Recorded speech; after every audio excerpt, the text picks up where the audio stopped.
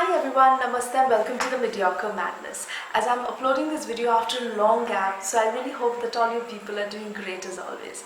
Now today we'll be talking about criticism and ways to handle it. Nobody likes to be criticized, however, that's a bitter fact of life. Now, to be able to respond to criticism with dignity and detachment is an important life skill which very few people have. If you respond to criticism without thinking, then it might just lead to a lot of unnecessary suffering. As and when we get criticized, we think that there's a lot of negativity around us, and we tend to think a lot, and generally these thinkings are very unhelpful. And some common unhelpful thinkings are, so that person is criticizing me, that means I am stupid. Also means that I am a failure. I cannot criticize others because that might just risk our bonding or relationship. Now, what we need to do here is replace these unassertive and negative thoughts with some assertive and adult thinking. Number one, you can think that if somebody is criticizing me, or if I've done something very wrong or silly, that definitely does not define me as a person. Rather, what I need to do here is I simply need to separate that behavior of mine from my own personality. And number two, think that what exactly can I learn from my mistakes or these criticisms. Now you have to understand that most criticisms, especially which are like constructive criticisms or feedbacks, are based generally on some truth. Always and always remember that you have all the right to let the other person or your critic know that if their behavior has hurt, irritated or upset you. Remember that giving direct feedback is way more helpful. As we all know that criticism can be of two types. One is constructive, which ideally is meant to help you, and two is definitely destructive, that is only intended to hurt a person. One important thing that we must know is that there are three assertive techniques to handle criticism. One is fogging, second one is negative assertion, and third one is negative inquiry. Now let us understand what exactly are they. Fogging, this technique is especially helpful when you know that there is some truth behind the criticism or your attacker is extremely angry. What you need to do here is, number one, agree with the truths that are there behind the criticism. Simply say that yes, I do accept that I did came late last night. You can also agree with the attacker's logic. For example, you can simply say that yes, I completely understand. Why do you think that I'm selfish? Or you can also agree with the attacker's feelings. For example, you can say that yes, I completely understand why you're feeling angry. Now, the second technique is negative assertion. This technique you can adapt when you are sure that you have done something wrong. Now here you simply need to admit your mistake without apologizing or without being apologetic about it. So for example, what you can say here is, you can simply go ahead and say that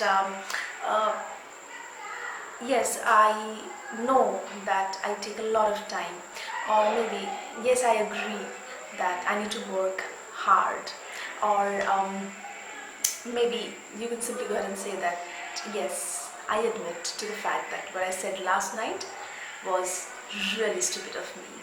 So this technique in turn will maintain your and your critic's dignity and will help you diffuse the person.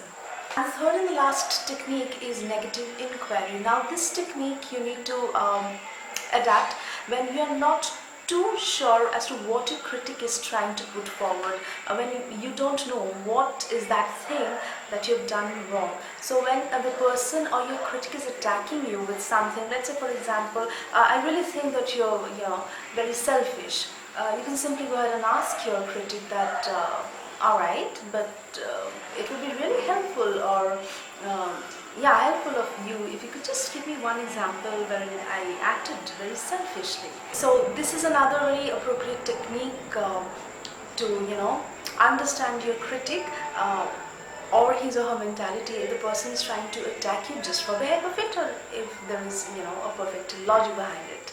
Another very helpful way of handling criticism is to respond to the suggestion and not to the tone of the criticism. I must say that when we criticize, in general, when we criticize somebody, we actually put forward a lot of helpful suggestions. However, the way we put it forward is not always very supportive or helpful. Rather, the style or the tone or the manner of the criticism is rather confrontational. So, as a very mature and adult person, what we need to do here is we need to separate the underlying message that they're trying to put forward, and separate the the style, the tone, and the manner of the criticism. So if you can do that, if you can detach both the parts, we can learn a lot of things. Actually, that could be one of the most helpful things. Okay, another thing which is very important here when it comes to handling criticism with dignity is that do not ever take any kind of criticism too personally. I know that it's always easier said than done, but then I think that we are mature enough to do that. We need to understand if this criticism is a constructive or a destructive one.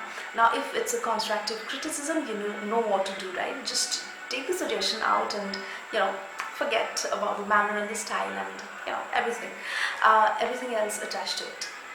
However, if it's a destructive criticism, what we do generally is that we either criticize the other person's pride or we do it out of jealousy. So always remember that these things are passing emotions, and that should never define you as a human being. You are way bigger than that. So do not ever take that personally. Let that be. That is not defining you. You are not changing. Yeah. Talking about destructive criticism, if you find out that the other person is deliberately trying to put you down or criticizing you intentionally, then simply disagree with your critic or your attacker. We have learned the assertive ways of handling criticism. Here you simply need to define. So for example, if somebody is saying that okay, you're always late, yeah? So simply go ahead and say that I could be occasionally, but I'm certainly not always late. You're wrong.